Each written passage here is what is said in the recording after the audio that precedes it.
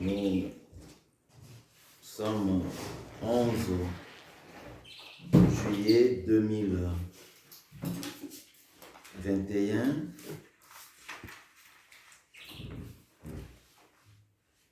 Nous bénissons Dieu qui nous fait grâce de nous réunir encore par le nom de Jésus-Christ, notre Seigneur et Sauveur. Malgré les temps sont difficiles, il y a les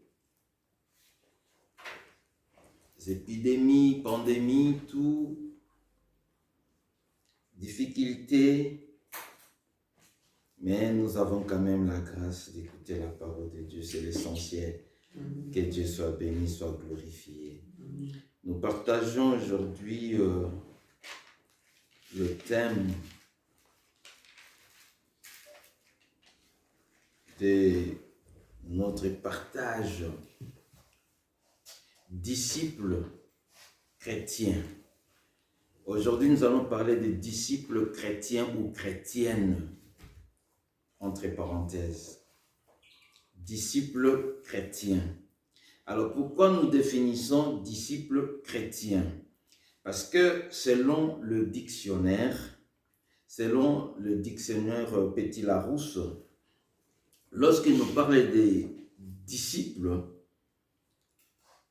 il définit en ces termes personne qui suit la doctrine d'un maître, qui suit l'exemple de quelqu'un. Un disciple ou une disciple, c'est une personne, voilà, c'est déjà en féminin, donc ça peut être un homme ou une femme, personne qui suit la doctrine d'un maître, qui suit l'exemple de quelqu'un. Alors, nous avions voulu combiner les deux, disciples chrétiens, pour dire de quel disciple, parce que ici, c'est informel.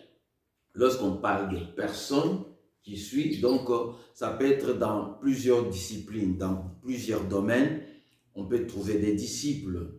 Mais nous avons bien voulu, bien déterminer chrétien, parce qu'il s'agit, nous parlons ici d'un disciple de Christ.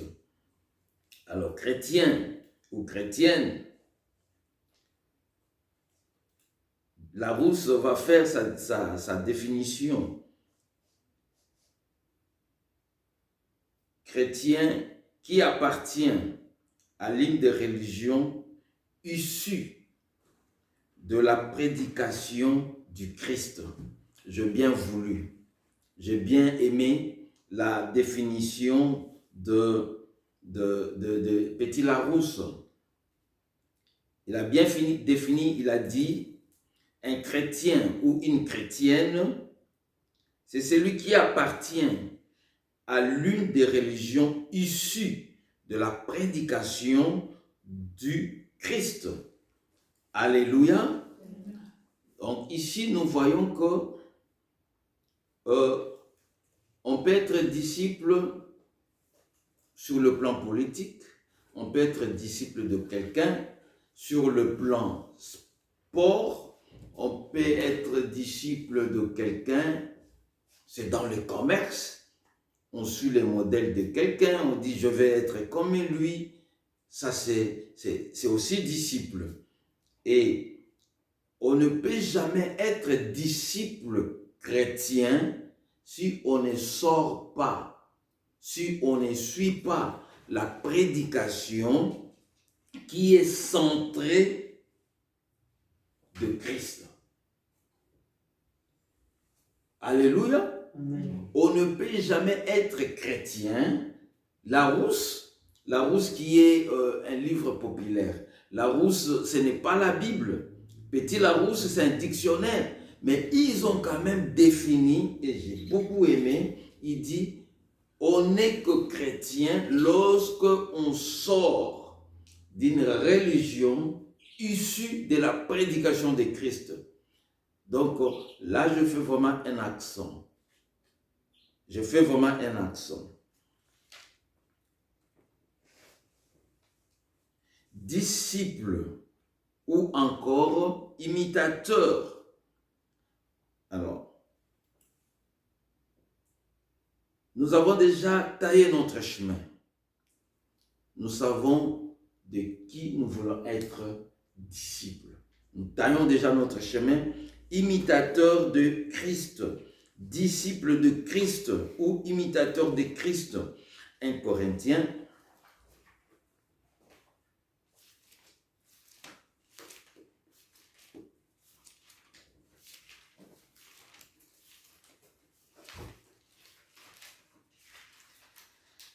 Corinthiens chapitre 11, nous lisons le premier verset. 1 Corinthiens 11, le premier verset. Soyez mes imitateurs, comme je le suis moi-même de Christ. Alléluia. Amen. C'est très important. C'est très important. On ne peut jamais se définir comme chrétien si on ne suit pas la doctrine du Christ. On est chrétien. Je ne parle pas des dénominations. Je ne parle pas du nom de l'Église. Ce n'est pas ça que je parle. Mais je parle d'une Église universelle. Alléluia.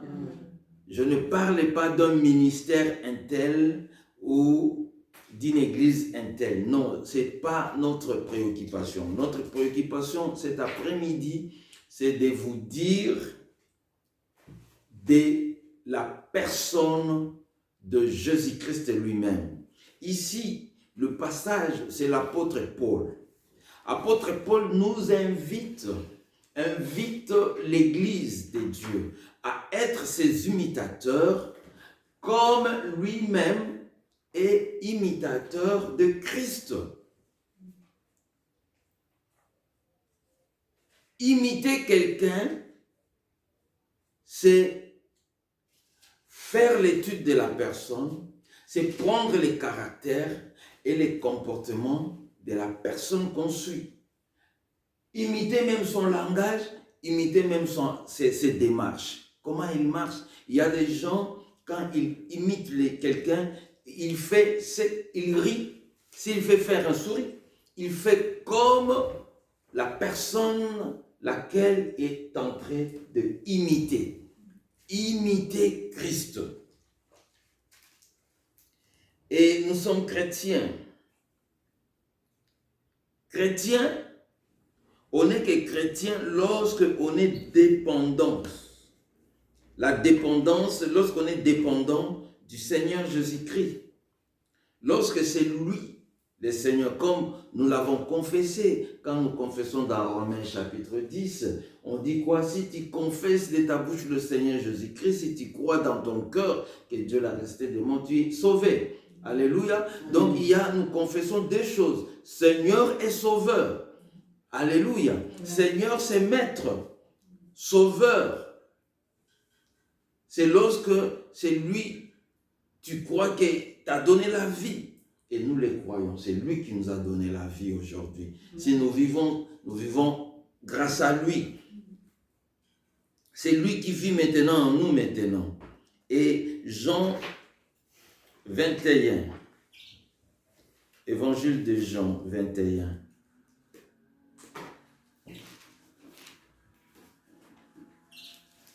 Verset 15.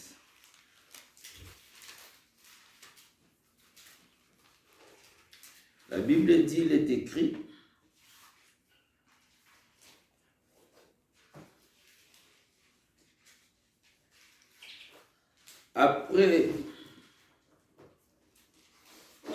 après qu'ils eurent mangé, Jésus dit à Simon-Pierre, Simon, fils de Jonas, m'aimes-tu plus que ne m'aime ceci?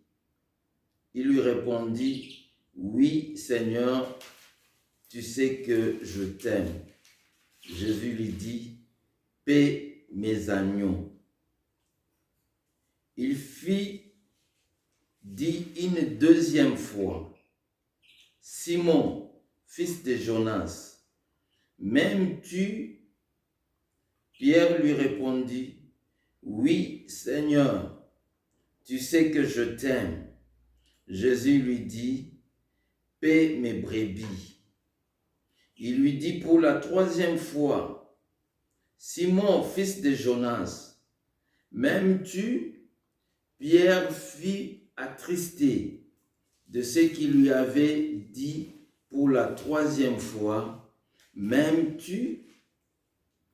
Et il lui répondit, Seigneur, tu sais toutes choses, tu sais que je t'aime. Jésus lui dit, paie mes brebis. Alléluia. Ici, nous sommes dans le contexte de la résurrection du Seigneur Jésus-Christ. Lorsque Jésus est ressuscité, Pierre, pour quelle raison, je ne sais pas, il a influencé les autres à retourner à la pêche. Et cette nuit-là, ils n'ont pas pêché, ils n'ont pas pris des poissons, jusqu'à ce que le Seigneur était sur la côte de la rivière. Et Jésus a fait des miracles. Ils ont reçu des poissons, des gros poissons.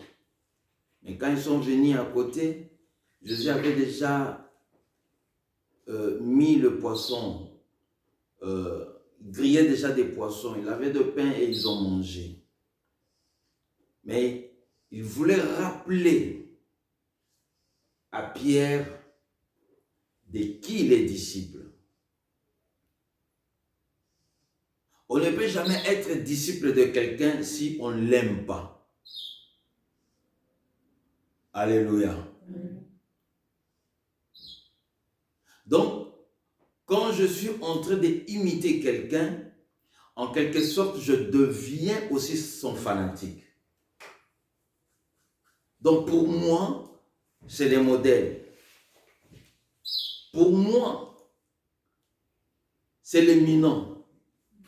Quand on parle, pour moi, c'est l'excellent. C'est lui l'excellent. Parce que, capable d'oublier mes propres caractères, mes propres comportements, à commencer à imiter une autre personne.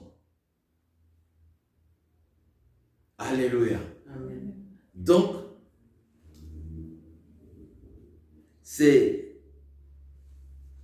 il faut aimer.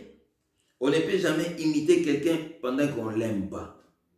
Il faut aimer. Et le Seigneur va rappeler à Pierre, si il l'aimait toujours, il dit, Seigneur, je t'aime. Et il a répété 3 fois. Et Pierre a compris. D'où le Seigneur voulait l'amener. On ne peut jamais être chrétien pendant qu'on n'aime pas Christ. On ne peut jamais être son disciple. Quand on est un disciple de Jésus, tu dois l'aimer. Et j'ai dit, tu dois l'aimer plus que toi-même. Parce que Jésus a dit, c'est lui qui aime encore son père ou sa mère, son mari, sa femme, ses enfants, son travail plus que moi. Il n'est pas digne de moi. Donc, je ne peux pas aimer quelqu'un. J'aime ma femme, mais si j'aime ma femme plus que le Seigneur Jésus-Christ, je ne suis pas encore disciple. On est disciple seulement quand on aime Jésus en premier. C'est lui qui doit être le centre de nos pensées, le centre de nos activités, le centre de notre existence. C'est alors que nous pouvons dire, nous sommes disciples chrétiens.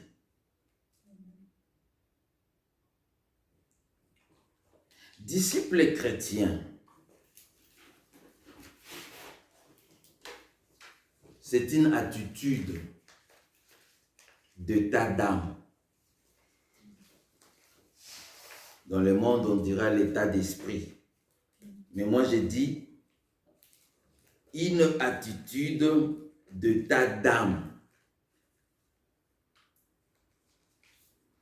L'âme confesse même qu'on est chrétien. Ce n'est pas quelqu'un d'autre viendra te dire que tu es chrétien, mais toi-même tu le confesses que je suis chrétien. Toi-même tu le dis, je suis chrétien. Alléluia. Amen. Et c'est dans les façons aussi de voir les choses. Ta façon de voir des choses détermine que tu es chrétien. C'est très important. Ta façon de voir des choses détermine aussi que tu es chrétien. Donc ce n'est pas seulement des bouches, mais par mon attitude, par tout ce que je fais, détermine que je suis chrétien. Comportement.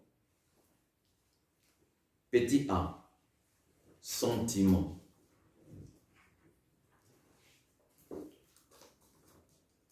Dans les comportements, il y a le sentiment qui détermine qu'on est disciple chrétien. Ça détermine. Ça détermine. Petit b. Réaction. Petit b. Réaction. Réaction d'un disciple ou d'une disciple de Christ se fait aussi manifester. Se fait aussi voir la réaction. Agir, agissement. Les agissements.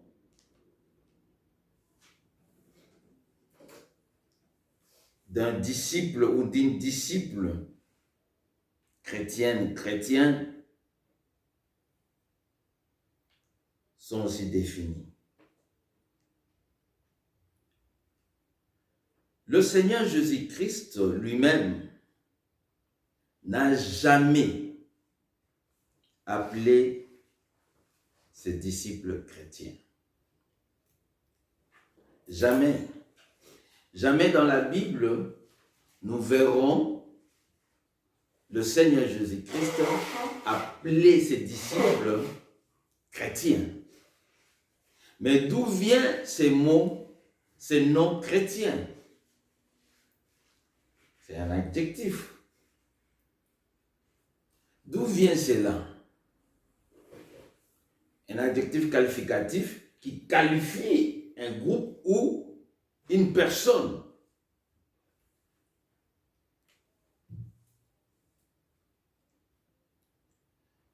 Les mots ou les noms chrétiens viennent des hommes. Ce sont les hommes qui, entre guillemets, inventé ces noms. Ils ont inventé avec une raison. Ils ont inventé avec une raison.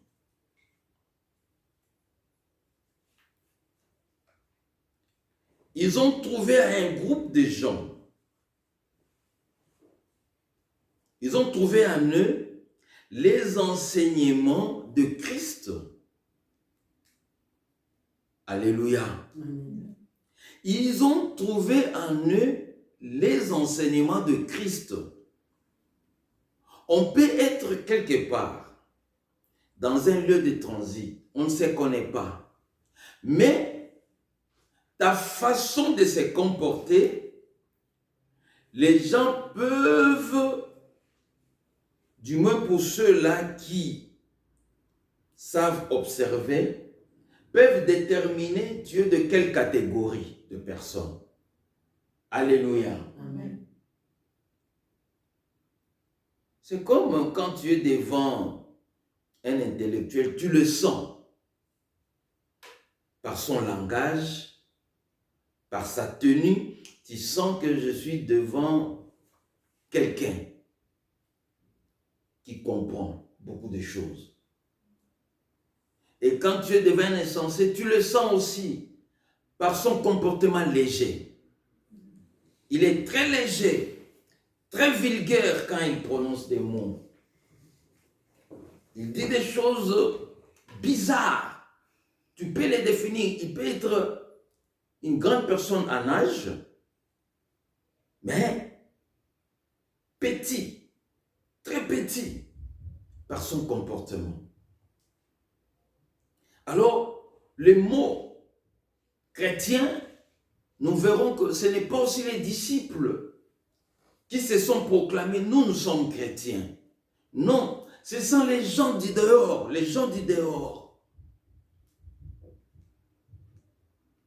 les ont intitulés, appelés chrétiens.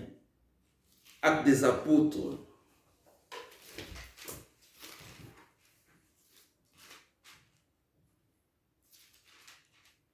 Actes des apôtres chapitre 11, verset 23 au verset 26. Actes des apôtres chapitre 11, verset 23 au verset 26. Lorsqu'il fit arriver et qu'il y vit la grâce de Dieu, il s'en réjouit et il les exhorta tous à rester d'un cœur ferme, attaché au Seigneur. Ici, c'est l'apôtre Barnabas qu'on avait envoyé pour aller visiter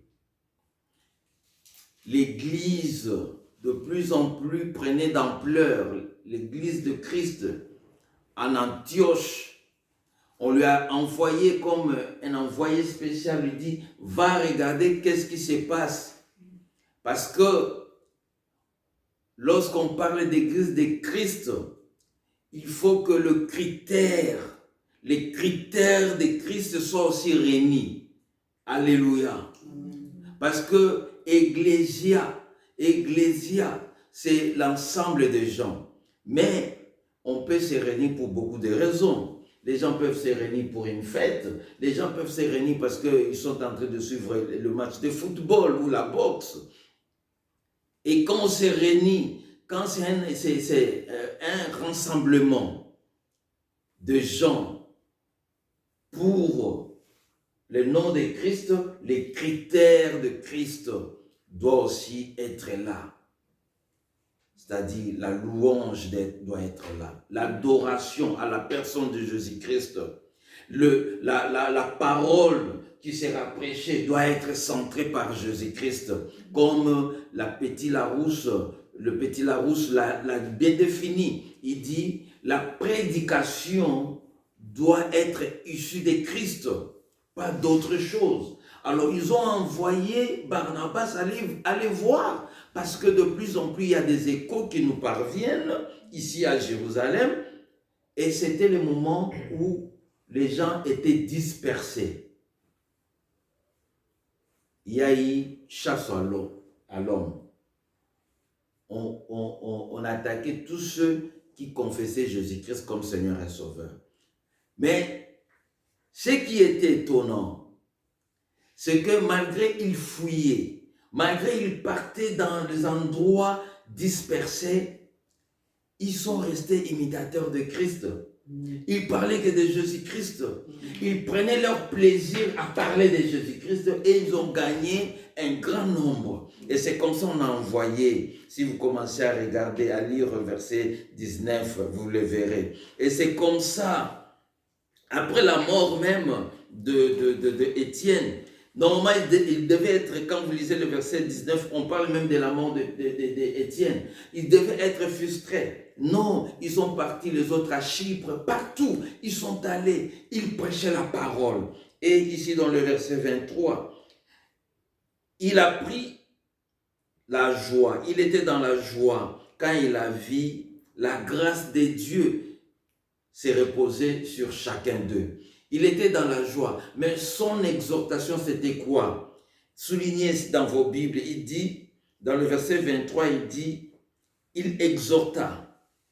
Partie C, je lis pour que j'arrive au partie C. Lorsqu'il fut arrivé et qu'il lui vit la grâce de Dieu, il s'en réjouit et il exhorta. Partie B, c'est il exhorta tous à souligner, rester d'un cœur ferme attaché au Seigneur.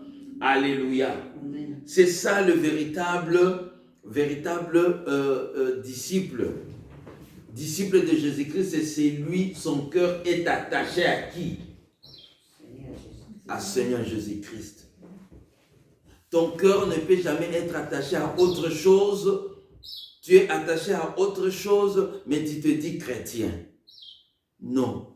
La Bible dit tu es un menteur. On ne peut jamais être imitateur de Jésus et pendant qu'on a d'autres modèles. Il y a des gens aujourd'hui qui ont des modèles dans du YouTube, dans des réseaux sociaux. Il a des modèles.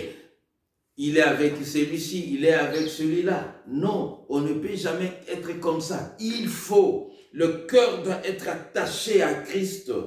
Comme il y a un chanteur de l'Éternel qui avait chanté, lorsque j'entends le nom de Jésus, mon cœur brille à l'intérieur. Lorsqu'on parle de Jésus, il y a comme l'électricité qui traverse tes veines, traverse tout ton être. Donc, le nom de Jésus doit être différent quand tu entends d'autres noms. Mais malheureusement, il y a beaucoup d'enfants qui se disent entre guillemets enfants de Dieu, n'ont pas cette sensibilité. Même quand on parle de Jésus, il reste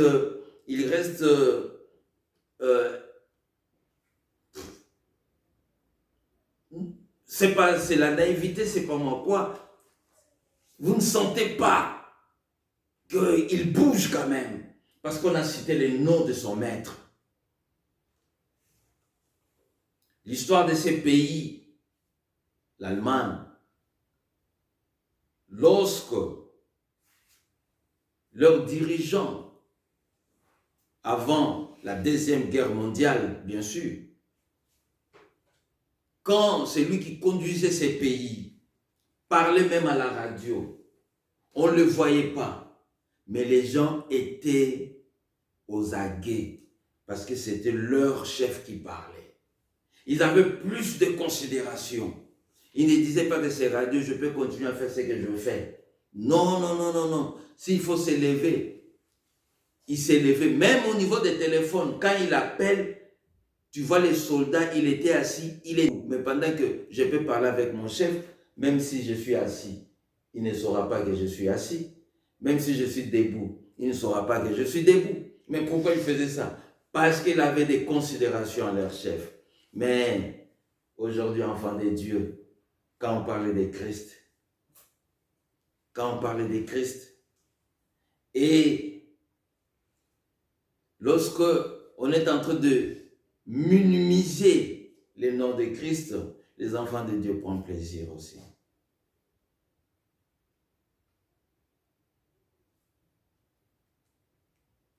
Ça devient encore de plus en plus compliqué, danger. Verset 24. Car c'est un homme de bien, plein de Saint-Esprit, d'Esprit Saint et de foi. Et une foule assez nombreuse se joignirent au Seigneur. C'est dans tes comportements. C'est toi qui dois appeler les gens à venir vers Jésus. Ici, on dit de Barnabas, c'était un homme de bien, un homme rempli d'Esprit Saint. Alléluia. Quand il est venu en Antioche, il a fait rassembler beaucoup de gens. Il n'a pas éparpillé des gens, mais bien au contraire, il a amené beaucoup de gens en Jésus-Christ. Et bien-aimés de Dieu, nous devons faire attention. Jésus parle à Pierre, il dit, m'aimes-tu plus que cette nourriture? Parce qu'il est venu pêcher les poissons. Est-ce que tu m'aimes plus que le poisson, Simon, fils de Jonas? Il dit, Seigneur, je t'aime. Il dit, paie mes agneaux. Deuxième fois, troisième fois, il dit, paie mes brebis. Nous sommes chrétiens qui réunissent le chrétien. Nous sommes chrétiens qui appellent d'autres gens à devenir chrétiens. Nous ne sommes pas chrétiens qui dispersent, qui fait éparpiller ceux qui sont déjà chrétiens par notre comportement. Tu dois être conscient de ce que tu fais. Est-ce que mes sentiments, est-ce que mes réactions, est-ce que mes ajustements peuvent réunir les enfants de Dieu, peuvent réunir les gens en Jésus-Christ, ou je vais disperser les gens?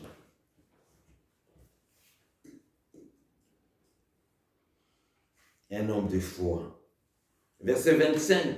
Barnabas s'est rendu ensuite à Tarse pour chercher Saul. Saul, c'est lui, apôtre Paul. Donc c'est Barnabas qui est le premier à chercher Paul. Et l'ayant trouvé, il l'amena à Antioche pendant toute une année. Ils se réunirent aux assemblées de l'Église et ils enseignèrent beaucoup de personnes.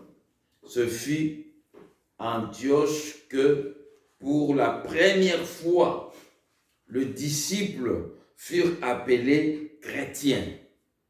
Souligné. Alléluia. Amen. Ce n'est pas Barnabas les a dit que désormais parce que vous avez cru en Jésus-Christ, aujourd'hui vous devenez chrétien. Non, Barnabas n'a pas dit ça.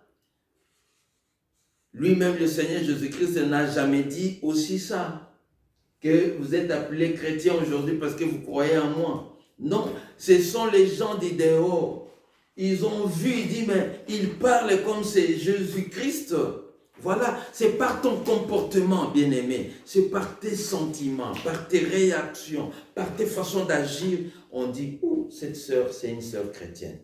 Ce frère, c'est un frère chrétien. C'est pas toi de te présenter, moi je suis chrétien. Comme aujourd'hui on se présente, moi je suis chrétien. C'est pas à nous de nous présenter chrétiens. Mais c'est par notre comportement, les gens eux-mêmes définissent si nous sommes chrétiens. Si nous sommes religieux seulement, si nous sommes fanatiques, si nous sommes les gens du dehors, si nous sommes païens. Les gens voient, les gens contemplent. Alléluia. Amen.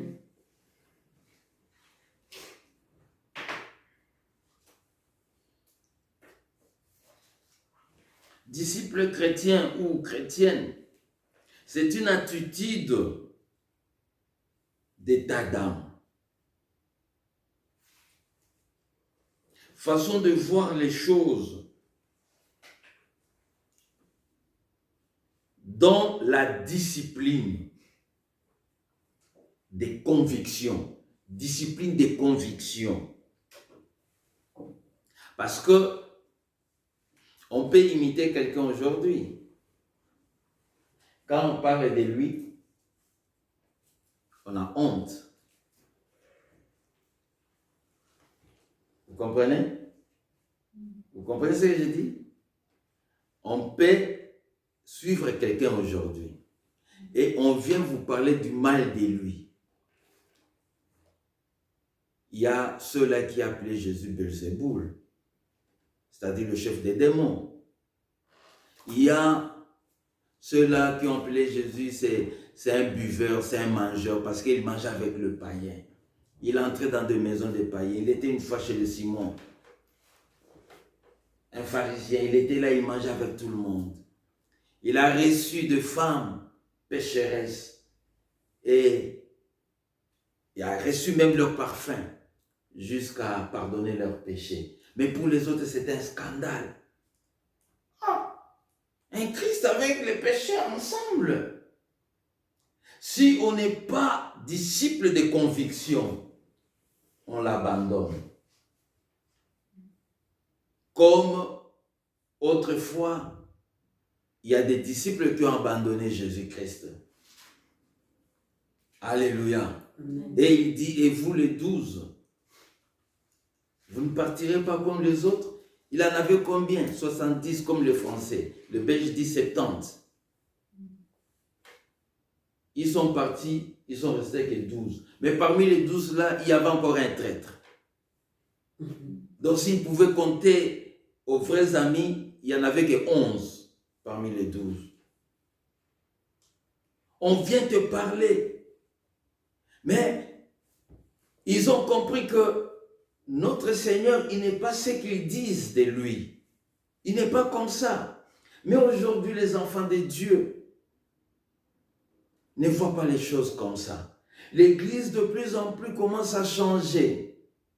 Si aujourd'hui, on devait encore envoyer Barnabas, il y a beaucoup de lieux, il va demander fermez. Il ne faut plus venir ici. Allez, fermez, vous fermez. Parce qu'il n'y a pas de critères de Christ. Il n'y a pas de comportement des chrétiens ici. Je vois des païens. Ici, il n'y a que des païens. Il n'y a que par la bouche, vous vous dites que vous êtes chrétien. Mais par votre comportement, vos agissements, ce sont des païens. Vous agissez comme des païens. Vous réagissez comme des païens. Vos sentiments sont des sentiments de chair. Je ne vois pas les sentiments de l'esprit au milieu de vous.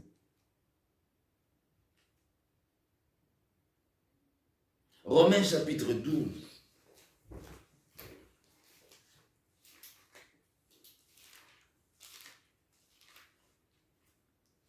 Romains 12, verset 16. Romains chapitre 12, verset 16. La Bible dit, « Ayez le même sentiment les uns envers les autres. N'aspirez pas à ce qui est élevé, mais laissez-vous attirer par ce qui est humble. Ne soyez point sages à vos propres yeux. » Il y a plusieurs versets qui nous exhortent d'avoir les sentiments les uns et des autres.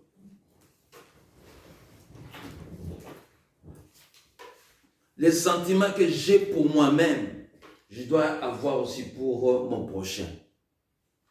J'ai le même sentiment. Puisque je me considère moi-même, je considère aussi les autres. Puisque je m'aime moi-même, je dois aussi aimer les autres. Je ne me vois pas au-dessus des autres. Mais je préfère vivre l'humilité. Et celui qui est grand, le Seigneur a dit, c'est celui qui sert les autres. Mais aujourd'hui, c'est lui qui dirige, c'est lui qui est grand par rapport à... C'est les dirigeants qui est grand par rapport aux dirigés. Non. C'est lui qui est grand. C'est celui qui sert. C'est lui qui est grand.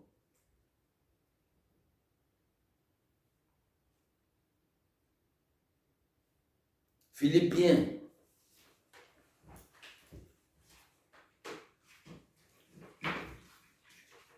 Avant Philippiens, lisons 17 toujours dans Romains.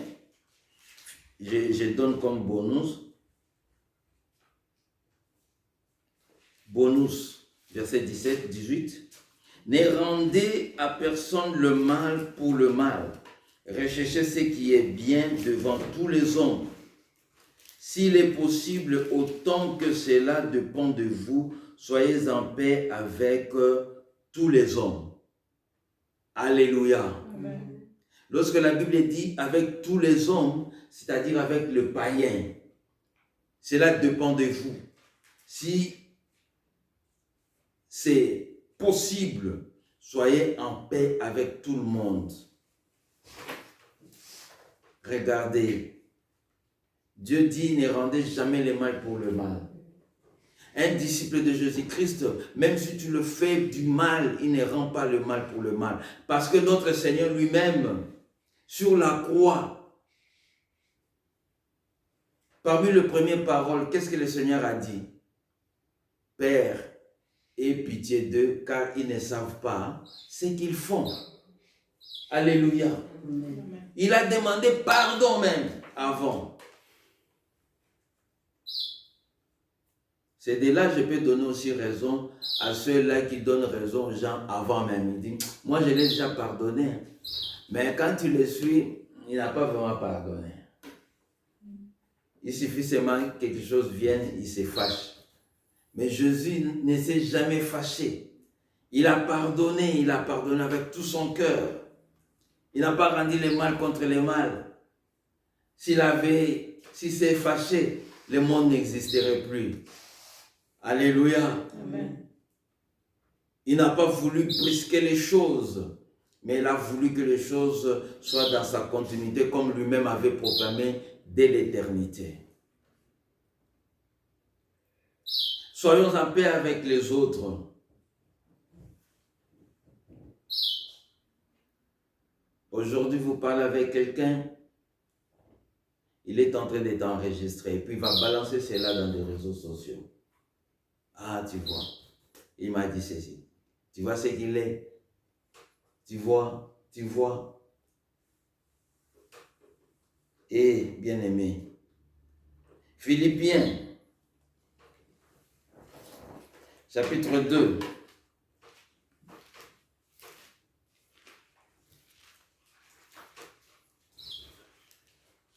Philippiens chapitre 2, verset 5. Nous commençons au verset 5.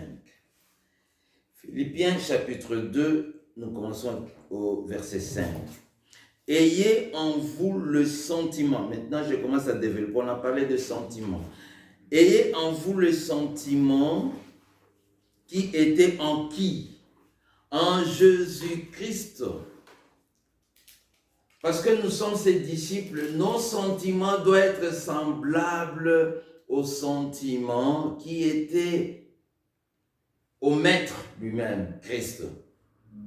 Et lorsque les gens nous voient avec le même sentiment qui était le sentiment du Maître, ils vont directement nous appeler chrétiens, sans que nous le disons, sans que nous proclamons cela. Eux-mêmes vont nous appeler chrétiens directement. Quels étaient les sentiments du Seigneur Jésus-Christ? Regardez ces sentiments. Verset 6. Existant en forme de Dieu, il n'a point regardé son égalité avec Dieu comme une proie à arracher. Non. On a dit que nous avions lu ici. Nous avons lu Romains, nous dit l'humilité. Alléluia. Jésus-Christ est lui-même Dieu, mais étant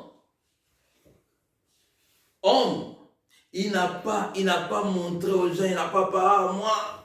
Parce que beaucoup disent, mais pourquoi? Il y a des religions comme ça qui disent, mais lui-même, pourquoi il n'a pas proclamé qu'il est Dieu? Mais c'est parce qu'il était humble. Il était humble de sentiments. Il n'était pas orgueilleux pour se dire, moi je suis Dieu. Il n'a pas voulu brusquer les gens, mais il a voulu que les gens lui comprennent par sa parole. Alléluia. Amen. 7. Mais il s'est dépouillé lui-même en prenant une forme de serviteur, en devenant semblable aux hommes, et il a paru comme un vrai homme. Alléluia. Amen. Voilà. Il a préféré, il n'est pas venu, parce que tous attendaient Christ, parce qu'ils savaient que c'est les rois. Les rois même de rois. Ils attendaient quelqu'un avec des habits somptueux, magnificence, avec des chariots où les chevaux sont habillés en diamant, tout ça. Mais non, il a pris une forme d'un petit serviteur là, qu'on insultait, qu'on injuriait, qu'on chassait même dans leur ville. Et la Bible dit, il y a des villages comme ça, on a chassé Jésus. Et il sort de notre village. Il est venu comme un petit, comme un petit. Mais pendant que c'est lui qui est grand. Amen. Pendant que c'est lui le grand, mais il est venu comme petit. Dès sa naissance, il n'a pas cherché un hôpital renommé et il est parti. Il dit, c'est dans une petite crèche que je viens. Voilà, il a confondu les pensées des hommes. Amen. Un disciple de Jésus-Christ, c'est celui qui confond les pensées des hommes. Amen. Il ne fait pas comme tout le monde. Il fait toujours la distinction. Il fait toujours la particularité. Il y a toujours une particularité pour un enfant de Dieu. Il faut toujours chercher, même si on cherche l'excellence, mais l'excellence toujours en discipline et en particularité, avec un accent qui montre et détermine que nous sommes disciples de Jésus-Christ. Amen.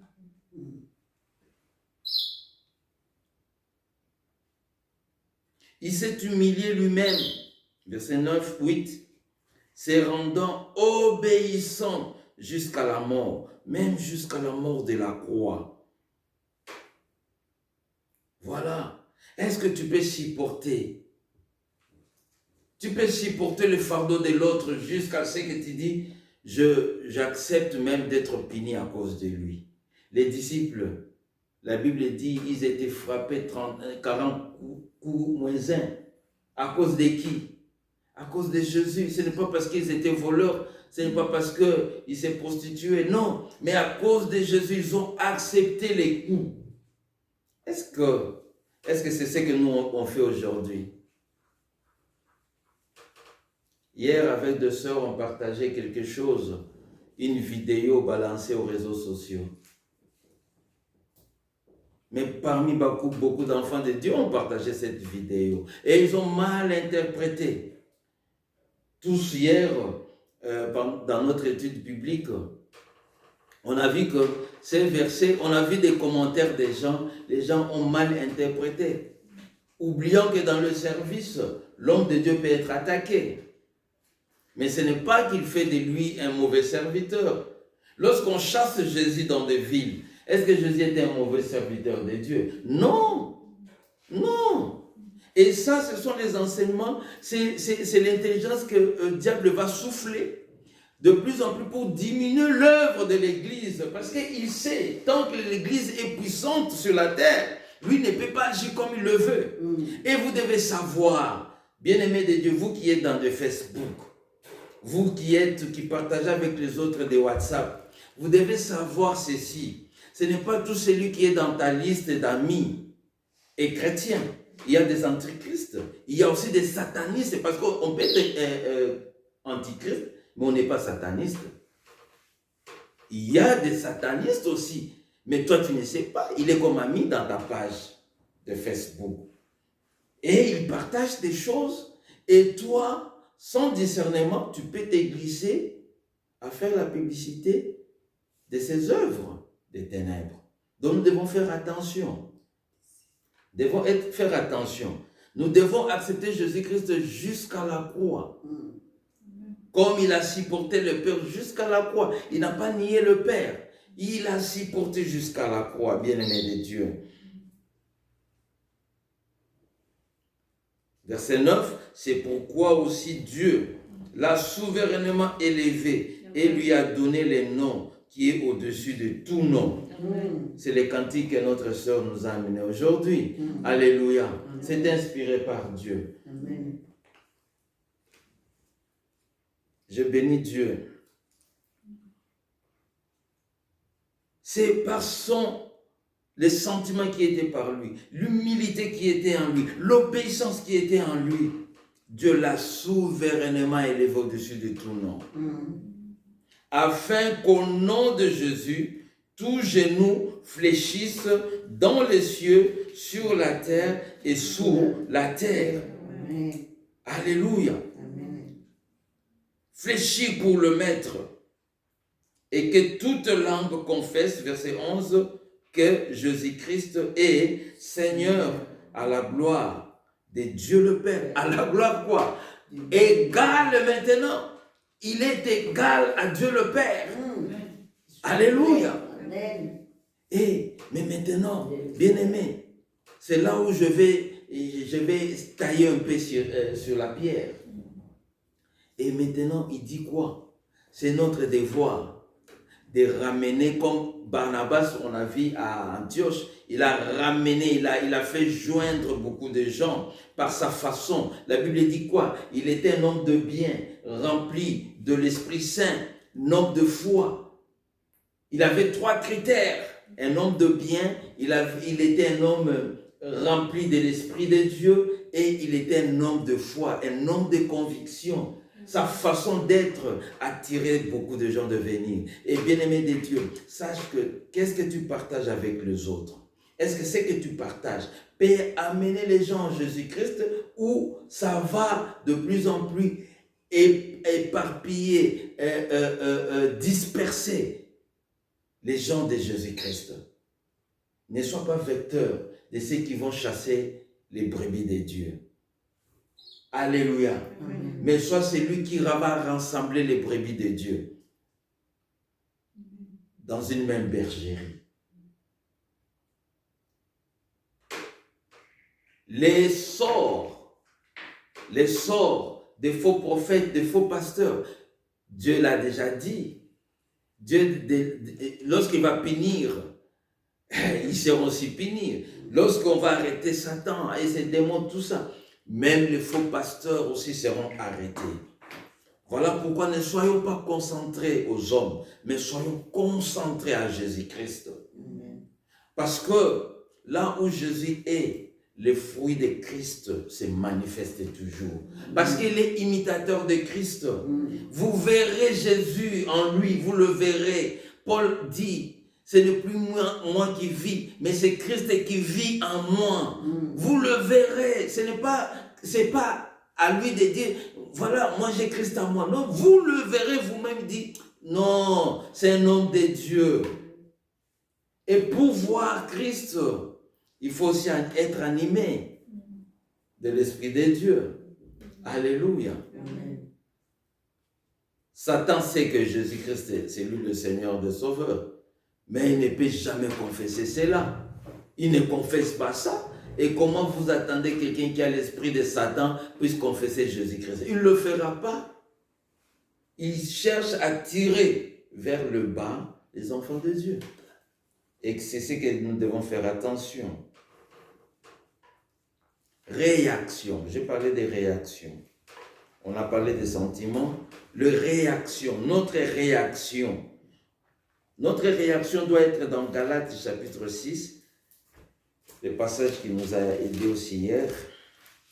Mais nous les reprenons. Galates 6, verset 1er au verset 2.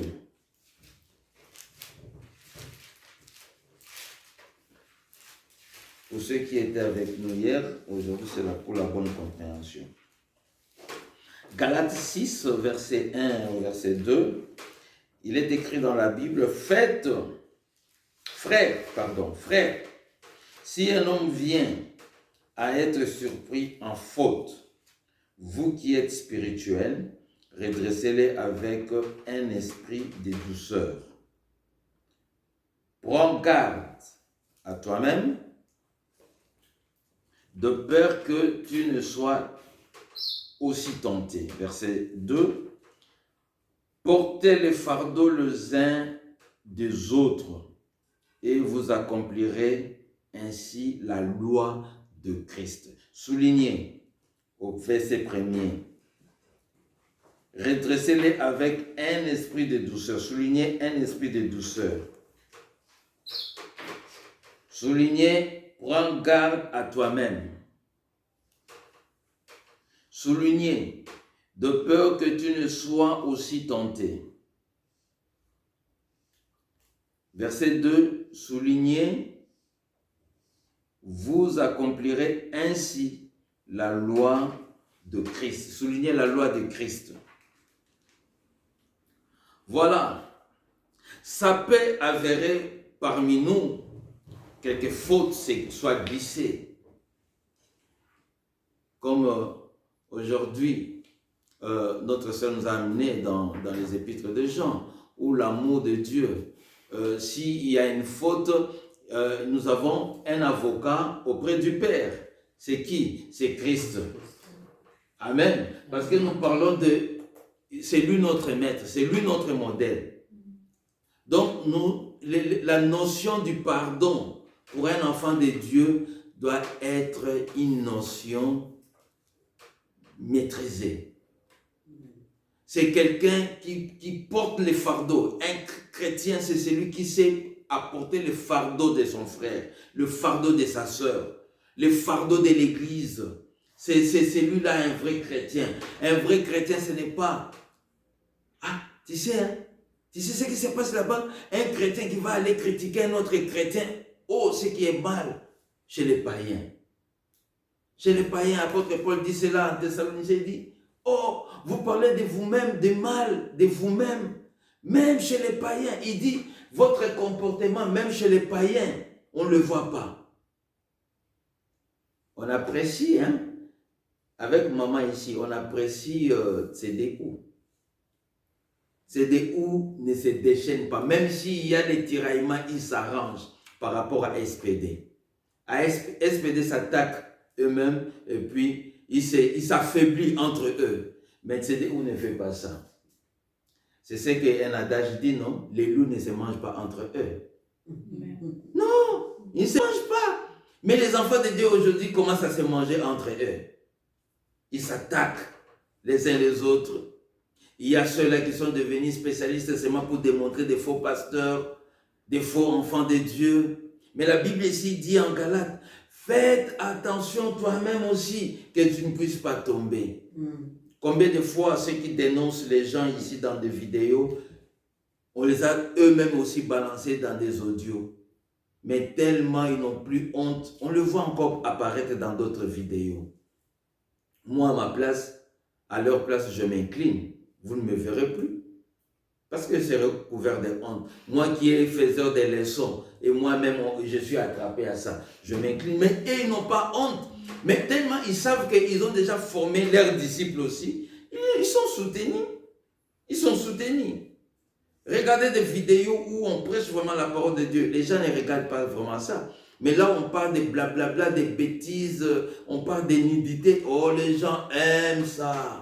Vous voyez, 1 million, 3 millions. Oh là. Un disciple chrétien, c'est celui, quand il prend son frère, sa sœur, dans quelque faute, quand il va redresser avec un esprit de douceur, avec amour. Il dit, frère, sœur, relève-toi, marche. Comme notre bien-aimé, adorateur de l'Éternel, il dit, même si les gens ne savent pas pourquoi tu as pris cette décision, mais c'est lui qui est au-dedans de nous, compatit pour nous. Il tend la main, il dit, lève-toi, marche. Notre frère Alain Mouloto, qui avait chanté cela. Les gens commencent à spéculer, ah, c'est parce qu'il était dans des faiblesses. Mais c'est un problème qui peut arriver à tout le monde. Cela peut arriver à tout le monde. Mais Dieu, il est comme ce père qui avait perdu son enfant. Et quand il a vu son fils, il a envoyé le serviteur et dit, va, cherche mon fils, ramenez-le. Le fils prodigue. Alléluia. Amen. Qui est revenu entre les mains du Père. Amen. Dieu est là toujours. Il est celui qui a tendu toujours ses mains. Même quand nous tombons, il dit, relève-toi. Jésus-Christ est là, symbolisé par son enseignement. Il dit, c'est comme un berger. Un berger qui a 1000 brebis. Mais quand une brebis tombe dans la fosse, il laisse les 90 et 98 brebis. Donc 98 brebis va laisser pour aller chercher seulement une brebis qui est tombée. Or, la démocratie dit la majorité. Normalement, dans la démocratie, tu laisses celui-là qui est tombé. Tu continues avec les 99. Avec 99. Non, lui dit non. Tu vas chercher. Donc, Dieu, il a beaucoup de compassion Voilà pourquoi David l'a dit, ta miséricorde dure à jamais, ta miséricorde dure toujours, il est toujours. Donc nous devons, par notre réaction, montrer que nous aimons aussi les autres. Il faut dire à ton frère que je t'aime ma soeur, il faut aimer, même s'il a péché. Ce n'est pas parce que je péchais, je deviens Satan. Non, c'est pas moi les démons. Satan c'est un esprit, mais moi je suis être humain comme toi. Tu dois m'aimer, je dois t'aimer et continuons la route ensemble. Parce que moi-même aussi, je peux aussi tomber.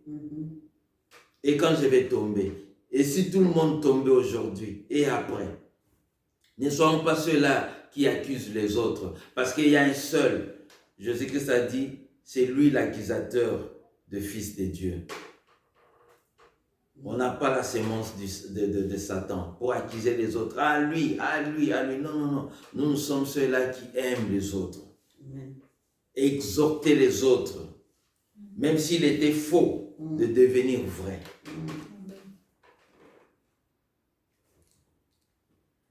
On a parlé d'agir.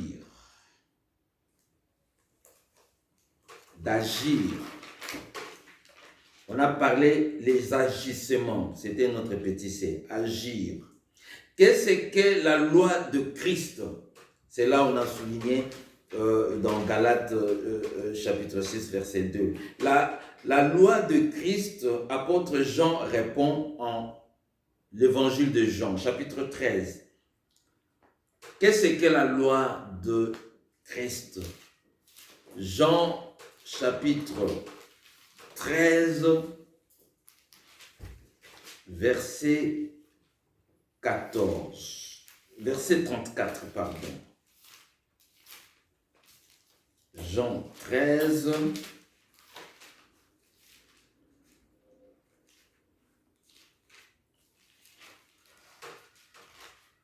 Jean 13, 34. Il est écrit dans la Bible, « Je vous donne un commandement nouveau.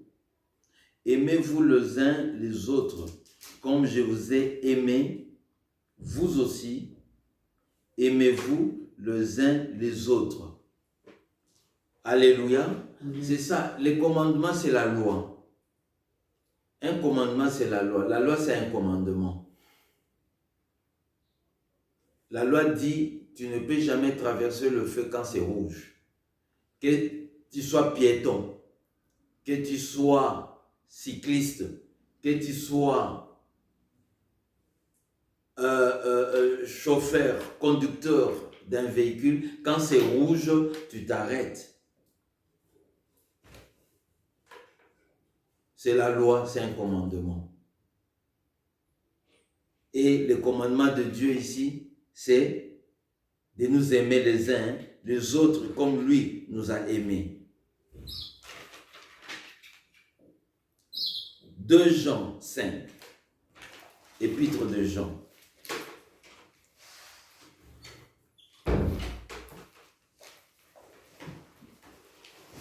Tu vas noter d'abord Jean 13, 34. Sur le point agir, où on parle de la loi de Christ. Et maintenant, épître de Jean. Épître de Jean. 2 Jean 5. C'est un seul chapitre. Nous lisons directement le verset 5. Il est écrit: et maintenant, ce que je demande, Kyria, non comme te prescrivant un commandement nouveau, mais celui que nous avons eu dès le commencement, c'est que nous aimons les uns les autres. Alléluia. Vous voyez un disciple de Christ, il a appris de Christ lui-même. On a lu dans l'évangile de Jean. C'était Christ lui-même qui a dit, aimez-vous les uns les autres comme moi je vous ai aimé. Alléluia. Et Paul et Jean, à son tour, il va écrire à Kyria pour lui dire, voilà les commandements, tu dois aimer. C'est comme ça, nous aussi, nous avons reçu de cette loi dès le commencement, c'est-à-dire il faisait allusion à lui-même, Seigneur Jésus-Christ. Les commandements que Jésus nous a laissés, c'était de nous aimer les uns les autres. Kyria, toi aussi, parce qu'aujourd'hui tu es disciple, tu dois manifester cela, aimer aussi les autres, apprenez-le aussi à aimer les autres. Alléluia. Aujourd'hui, si réellement l'église de Dieu s'aime, quand il y a quelque chose qui passe à l'église, on porte tous les fardeaux. Si c'est mal, on souffre tous ensemble pour ces problèmes-là. Vous ne verrez pas un groupe prendre plaisir. Ah, le pasteur est tombé et vous voyez les gens applaudir. Ah, non, non, l'église sera dans la tristesse. Sera dans la tristesse. Si c'est le deuil, on porte tous ces deuils-là. Si c'est le mariage, tout le monde est dans la joie. Mais aujourd'hui, ce n'est plus le cas parmi les enfants de Dieu. Évangile épître de Éphésiens. Éphésiens chapitre 1, verset 15. Éphésiens 1, 15.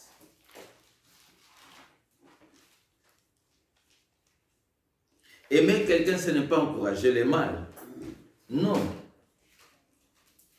Parce que je dis que je t'aime, je ne te pousse pas à faire le mal. Mais si le mal est là, je dois te supporter. Si tu me vois dans le mal, tu dois aussi me supporter.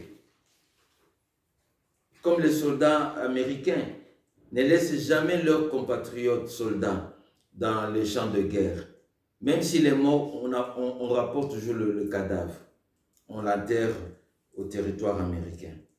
C'est pourquoi, Éphésiens 1, verset 15, c'est pourquoi, moi aussi, ayant entendu parler de votre foi au Seigneur Jésus et votre amour pour tous les saints, verset 16, je ne cesse de rendre grâce pour vous, je fais mention de vous dans mes prières. Alléluia. Amen. Afin que le Dieu de notre Seigneur Jésus-Christ, le Père des gloires, vous donne un esprit de sagesse et de révélation dans sa connaissance. Voilà. L'apôtre ici dit, quand il a pris des autres, il a vu, parce que c'est lui seul que Barnabas était allé chercher. Il a vu comment Barnabas prenait soin de l'église de Dieu. Il a pris cela. Et il nous exhorte maintenant, Paul exhorte aussi. Il fait mention des autres dans sa prière.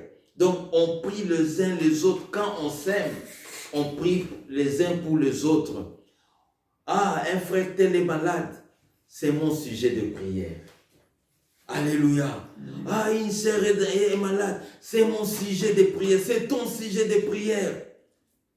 On t'a dit que je suis dans des difficultés. N'applaudis pas. Ah, lui aussi. Ah, voilà, c'est bien. Non. Supporte-moi dans tes prières. Prie pour moi. Je vous ai déjà enseigné, non? Job a reçu double parce qu'il a prié pour les autres. Il n'a pas prié pour son propre problème, mais il a prié pour les autres comme Dieu l'a demandé. Et il était béni double. Quand on prie pour les autres, quand on intercède pour les autres, on est béni doublement. La loi de Christ pousse le ou la disciple chrétienne à toute nouvelle des autres faisant un sujet de prière, comme je venais de le dire. Toute nouvelle qu'on te dira de frère, d'une sœur, tu dois prendre ça comme un sujet de prière. Ah, frère va se marier, tu pries. Ah, notre soeur va se marier. Oh Seigneur, que cela soit agréable. L'amour des sacrifices des autres. Il faut se sacrifier pour les autres. Alléluia. Amen. C'est celui qui se prend à la place des autres.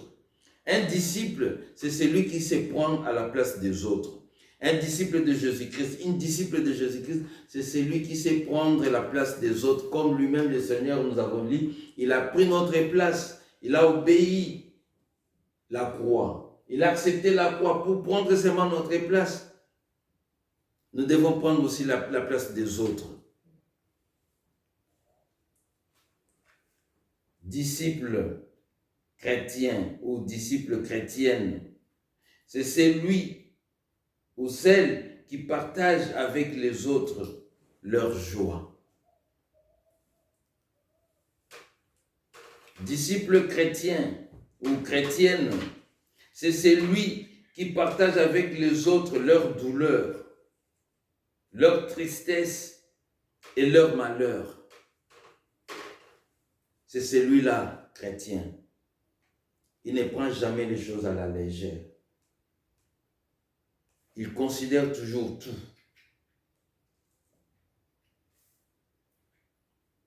Fuyons, que ce soit dans notre canal, qu'on dise que, voilà, lui, l'autre là, ne prie plus à cause de lui. Fuis cela. Que ce ne soit pas toi. Quand tu parles de Jésus-Christ.